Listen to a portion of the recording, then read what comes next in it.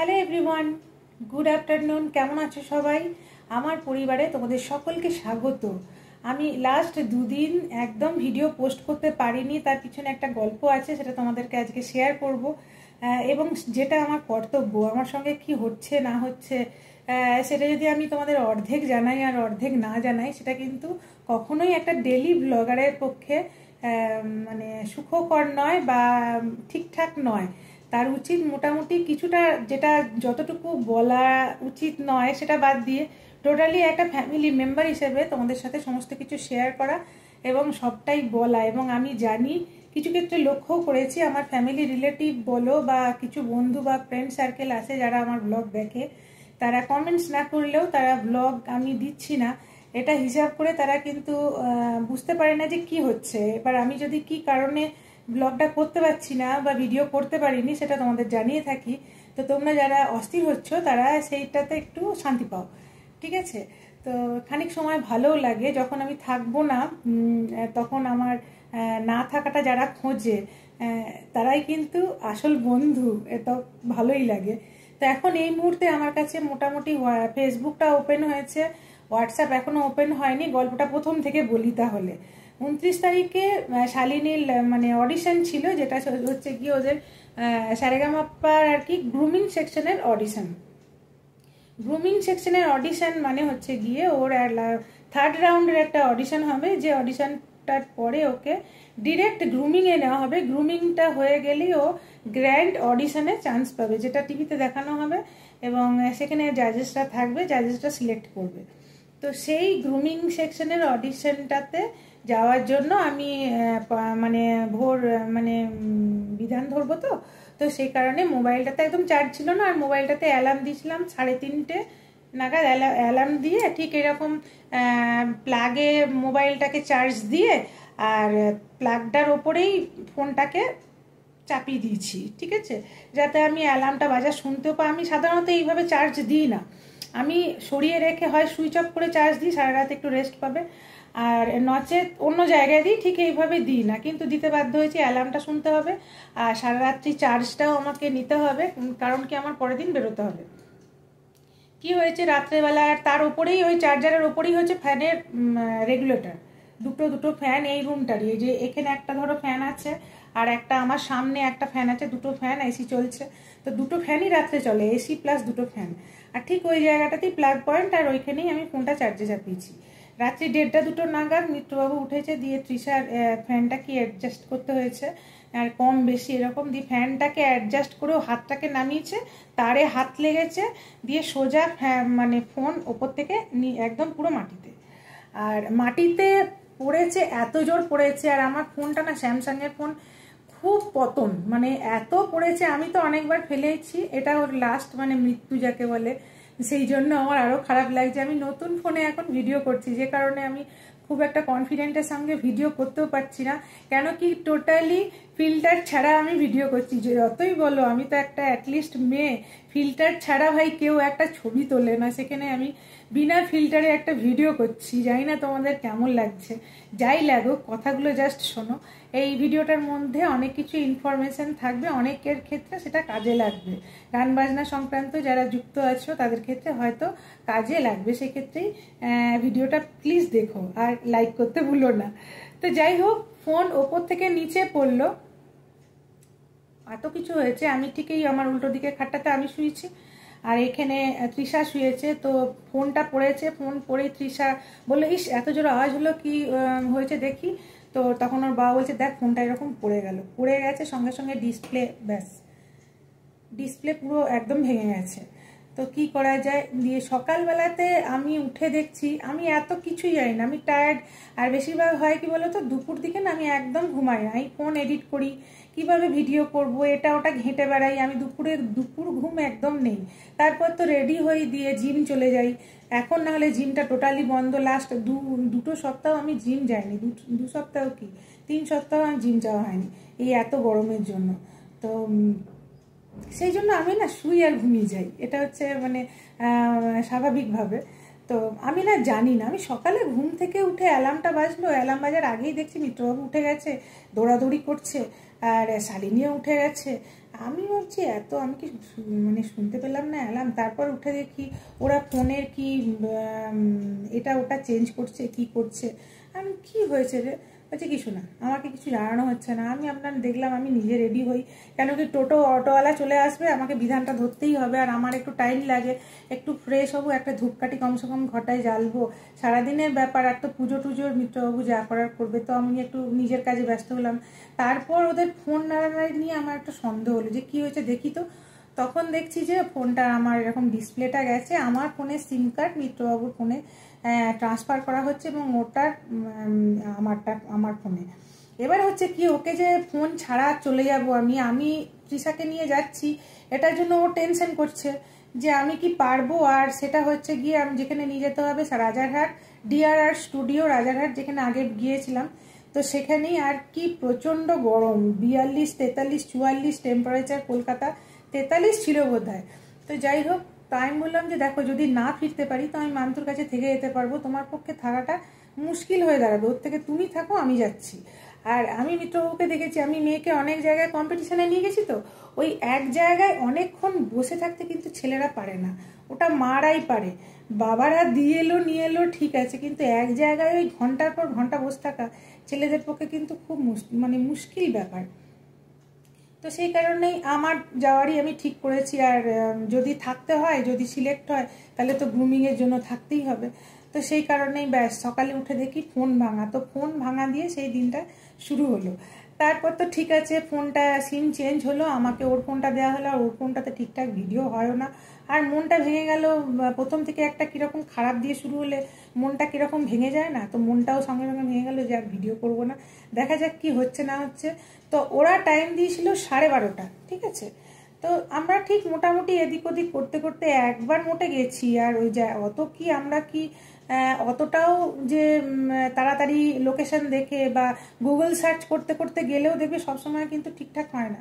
তো একদম প্রপার 12:30তেই ওখানে ঢুকেছি, ঢুকিয়ে নাম লেখানো হলো, বসে আছি তো বসেই আছি, বসে আছি তো বসেই আছি। সেই শালিনীর অডিশন কখন শেষ হলো জানো, খাওয়া নেই নাওয়া নেই, এই নাওয়া তো করেই গেছি, খাওয়া দাওয়া কিচ্ছু নেই, আশেপাশে কোনো দোকানও নেই, কিচ্ছু নেই, শুধুমাত্র চিড়ে ভাজা বিস্কুট, জলের ওপর ভরসা, ওরা ওখান থেকে জলটা দিচ্ছে, আর বিকেলবেলায় একটু চা বিস্কুট দিয়েছিল। রাত্রি 10টার সময় শালিনীর অডিশন হলো। আমরা যখন অডিশন দিয়ে বেরিয়ে আসছি, তারপরে আরও 10 থেকে 15 জন ক্যান্ডিডেটদের এখনও বাকি।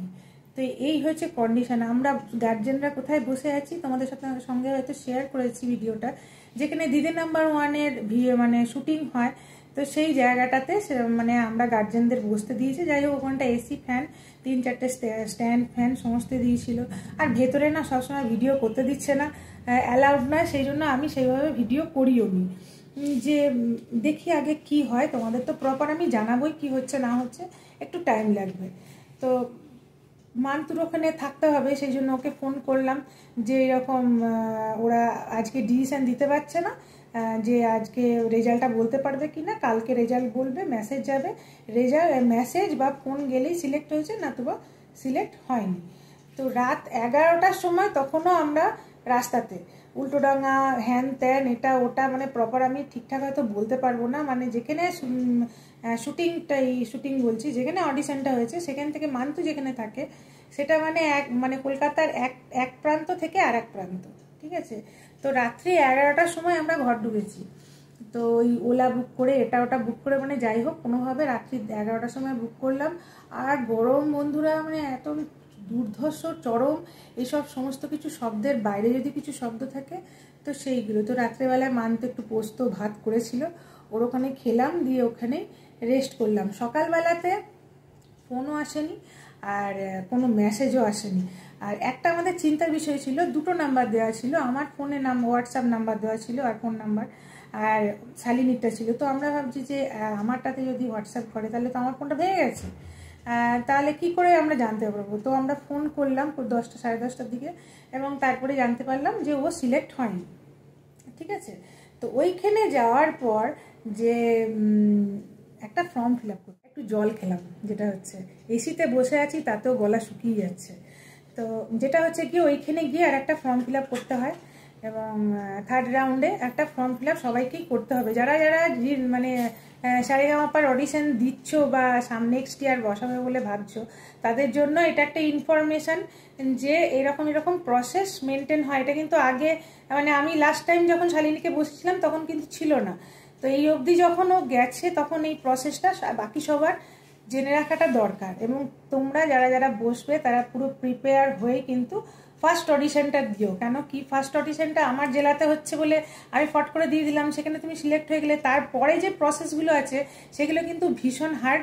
আর সেগুলো তুমি যেভাবে মানে পার করতে পারবে সেটা যাতে তোমার পক্ষে সুবিধা হয়, সে কারণেই আমার এই কথাটা তোমাদেরকে সবাইকে বলা বা গার্জেনদের বললা যারা ছেলে মেয়েদের বসাচ্ছেন। আমি তো জানতাম না, আমি জানলাম, সেই জন্যই সবার কাছে শেয়ার করা এটা আর কি। তো ওখানে একটা ফর্ম ফিল আপ করতে হয়। সেই ফর্মটায় প্রথমে তো নাম, অ্যাড্রেস সমস্ত কিছু দেওয়া আছে, বাবার নাম, মায়ের নাম, বাবা কি করে, মা কি করে, ফ্যামিলিতে গান নিয়ে গানের কোনো মানে ইতিহাস আছে কিনা, বা মানে কেউ গান জানতো কিনা, বা গান, এটা স্বাভাবিক, এটা কোশ্চেনটা অড নয়। তারপর হচ্ছে গিয়ে গান নিয়ে কোনো ব্যাকগ্রাউন্ড আছে কিনা, মানে ওর এক্সপিরিয়েন্স আছে কিনা, কোনো চ্যানেলে গিয়েছে কিনা, সেইভাবে কোনো চ্যানেলে গিয়ে স্ট্যান্ড করেছে কিনা, এরকম এক্সপিরিয়েন্স। সোশ্যাল মিডিয়াতে সেরকম কিছু মানে সেই স্ট্যান্ডার্ডে সোশ্যাল মিডিয়াতে তুমি কতটা পরিচিত, তোমার তুমি অলরেডি একটা ফেমাস, বা তুমি অলরেডি একটা যদি চ্যানেলে তুমি পরিচিত হও বা নিজের যোগ্যতা প্রমাণ করে থাকো, তবেই কিন্তু এই কম্পিটিশনে নাম দেবে। নাহলে তুমি যত ভালোই গাও, এই জিনিসগুলোতে তুমি যদি না থাকো বা না পারো, বা এই ব্যাপারগুলোতে যদি তোমার কোশ্চেন মার্ক থাকে যে আমি নেই বা আমি পারি না, তাহলে কিন্তু হওয়ার চান্স নেই। কম নয়, নেই, একেবারেই নেই। তুমি কম্পিটিশানে ঢুকতেই পারবে না। মানে অলরেডি একটা ফেম থাকতে হবে, তবেই তুমি এই কম্পিটিশানে ঢুকতে পারবে। ঠিক আছে, জেতাটা তো পরের কথা, ঢুকতে পারবে। ঢুকতে গেলে এই জিনিসগুলো তোমার থাকতে হবে। তারপরে হচ্ছে গিয়ে আরেকটা জিনিস যেটা দেখলাম বা বুঝতে পারলাম, ওইখানে যারা গ্রুমাররা হয়, গ্রুমারের কাছে যদি তুমি অলরেডি 3-4 বছর ধরে ট্রেনিং নাও, একটা মুখ পরিচিতি যদি তোমার থাকে স্টুডেন্ট হিসেবে, অনেক স্টুডেন্ট দিতে যাচ্ছে, তো সেখানে একটা তোমার প্লাস পয়েন্ট থাকবে মানে হওয়ার। এই ব্যাপারগুলো রয়েছে, সেগুলো আমরা দেখে এলাম। তো আমি এটা কিন্তু কোনো নেগেটিভ দিক থেকে কথাটা বলছি না, সব সময় এটা আমি বলছি পজিটিভ দিক থেকে তাদের জন্য যারা নেক্সট ইয়ারে বা নেক্সট টাইমে অডিশন দেবে। তারা প্রথমেই জেলায় জেলায় হচ্ছে বলে দিয়ে দিও না, এই জিনিসগুলো তার আগে তৈরি হও, সেই জায়গাটা নিজে তৈরি করো। সোশ্যাল মিডিয়া বলো বা অন্যান্য চ্যানেলে বসে নিজেকে স্ট্যান্ড করিয়ে সেখানে উইনার হয়ে এসে, যেমন অতনু মিশ্র গাইবে, আমার তো ধারণা তোমরা সবাই হয়তো দেখে থাকবে বা সার্চ করে দেখবে। অতনু মিশ্র একটা ছোট বাচ্চা, মাথায় মান্নাদের টুপি পরে ভীষণ মান্নাদের গান গেয়ে এখন সোশ্যাল মিডিয়ায় ফেমাস, মানে টোটালি ফেমাস। মানে ও জি সারেগামাপায় গিয়েছে পার্টিসিপেট হিসেবে, মানে ও ছিল, ভালো করেই গিয়েছে, উইনার হয়নি, কিন্তু আমার মনে হয় ওকে নেবে। এবং এই কারণেই নেবে যে ও খুব মুখ পরিচিত, ঠিক আছে, আর ভালো গাইছে বাচ্চাটা, সেটা তো নিঃসন্দেহে সেটা, কিন্তু তার পিছনে এইগুলো থাকতে হবে। তো এটাই বলছি। আর যে কারণে তোমাদের সঙ্গে আর মানে কোনো যোগাযোগই করতে পারিনি, কোনো ভিডিও করতে পারিনি। আর এত কথা বললাম কম্পিটিশনটার বিষয়ে বলে এই নয় যে আমি আর নেক্সট টাইম কোথাও বসাবো না। আবার নেক্সট টাইম বাকি যে জিনিসগুলো ওর নেই সেগুলো হওয়ার চেষ্টা করুক, মানে পড়াশোনার পাশাপাশি। তো মিত্রবাবু সবার শেষে বলছে, জানো তো, যেটা হয় ভালোর জন্য হয়। কেন কি নেক্সট মান্থে ওর পড়াশোনার পরীক্ষা, লাস্ট মানে সেমিস্টারটা নেক্সট মান্থেই, তো ওটা ফাইনাল ইয়ারের নেক্সট মান্থে যদি কোনো রকম ওরা যদি অডিশন বা আর একটা কিছু মানে শুটিংয়ের ডেট ফেট ফেলে দিত, তাহলে একটু চাপের বিষয় হয়ে যেত, যেটা আমাদের মনে দ্বন্দ্ব ছিল। তো ভালোই হয়েছে একদিক দিয়ে। হ্যাঁ, এটার থেকে ওটা আরও বেশি ভালো হতো, চান্স পেলে তখন তো খুবই ভালো লাগতো, এটা কিন্তু নিঃসন্দেহে, এটাকে আমি অস্বীকার করছি না, স্বীকার করেই কথাটা বলছি। তো আরও ভালো করে তৈরি হোক, যে জায়গাটা ওর নেই বা যেটার জন্য সিলেক্ট হয়নি আমাদের মনে হচ্ছে, সেই জায়গাগুলো ঠিকঠাকভাবে তৈরি হোক। আর সবার ক্ষেত্রে উদ্দেশ্যে এটাই বলবো যে যারা যারা এই প্রতিযোগিতাগুলোতে নাম দিচ্ছ, তারা এই অবধি নিজেদেরকে তৈরি করো, তারপরেই কিন্তু জেলায় জেলায় যে অডিশনগুলো হয় সেগুলোতে নাম দেবে। নাহলে কিন্তু ওই 2-3টে অডিশন ক্রস করে যখন তুমি গ্রুমিং সেকশনে যাবে, তখনই কিন্তু তোমার ছাঁটাই হয়ে যাবে। এবং গ্রুমিং সেকশনেও আরও ছাঁটাই হবে। এদের কম্পিটিশানটা যেদিন গ্রুমিং সেকশনের ছিল তো সেদিন মোটামুটি 80 থেকে 100 জন ছিল, আর সেটাও কিন্তু সব জেলা নিয়ে নয়, অর্ধেক। তো এত ওরা বাছাই করে। যাই হোক, শেষ থেকেই আবার শুরু, কখনোই শেষ হবে না এইসবের। আর আমি অভ্যস্ত, আমি মেয়েকে নিয়ে মানে ছোট মেয়েকে নিয়ে অনেক ঘোরাঘুরি করেছি, দৌড়াদৌড়ি করেছি, এবং গায়ে মানে শক্তি যতদিন থাকবে ততদিন আমি এই চেষ্টাগুলো করে যাব। আর আমি কি বলছো, আমি ওখানে অডিশনে গিয়ে আমি লক্ষ্য করলাম আসাম থেকে, বাইরে থেকে যাদের ফেরার ব্যাপার নেই, তারা হোটেল ভাড়া করে এসে সপ্তাহ খানেক ধরে রয়েছে, এবং একটা কলের আশায় যে কলটা এলে আমরা আবার তাহলে সে অডিশনটা দিয়ে তারপর ব্যাক করব। তাদের কথাটা চিন্তা করে মনে হলো যে না, আমি এমন কিছু কাজ করিনি। জি বাংলা একটা বিশাল বড় মঞ্চ, তো সেই মঞ্চটাতে যাওয়ার জন্য 3rd রাউন্ড গ্রুমিং রাউন্ড অবধিও মানে সিলেক্ট হয়েছে। এরপরে ওর যেগুলো না মানে করতে হবে সেগুলো তৈরি হোক, তারপরে হবে। আর যদি ভালো চাকরি বাকরি কিছু একটা হয়ে যায় তারপরে ও বুঝবে, আমি আর নেই। তো যাই হোক, আর নিতে পারি না, মানে এই এত বেশি এই টেম্পারেচার 43-44, কলকাতায় কি অবস্থা। আসানসোলটা একরকম, কলকাতায় যাচ্ছি মানে যেমন হচ্ছে ঘামে স্নান হয়ে যাচ্ছি আর পুরো শুকিয়ে যাচ্ছি, এইরকম ঠান্ডা জল কিনে কিনে খেয়ে হয়রান। তো যাই হোক, আবার নতুনভাবে ভিডিও করতে শুরু করব। জানি না এই ফোনটাতে কীভাবে কি করব। নো ফিল্টার ছাড়া কোনো মেয়েই কিন্তু ফ্রন্ট ভিডিও করতে মানে সাবলীল নয়। যাই হোক, করলাম, তোমাদের সাথে তুলে ধরলাম আমি আমার সাথে কি হয়েছে লাস্ট 2 দিন। তো এটা আমার নতুন ফোন, এটা আমি ছবি তুলে পাঠাবো তোমাদের। তৃষার ফোন থেকে ছবি তুলে পাঠাবো। আমার আগেরটা ছিল স্যামসাং, আর এটা বোধহয় মোটরোলা নাকি রে, মোটরোলা কত কি জানি না, আমি এখনো ওইসব বিষয়ে ঠিকঠাক। তো যাই হোক, এটাতেই মানে ভিডিও করব এবং তোমাদের সঙ্গে যুক্ত থাকার চেষ্টা করব। সবশেষে বলি, যদি ভিডিওটা একটুও ভালো লাগে আর কি, তাহলে সবাই লাইক, শেয়ার, সাবস্ক্রাইব করতে ভুলো না। সাথে থেকো, সুস্থ থেকো, ভালো থেকো, আর আবার আসছি।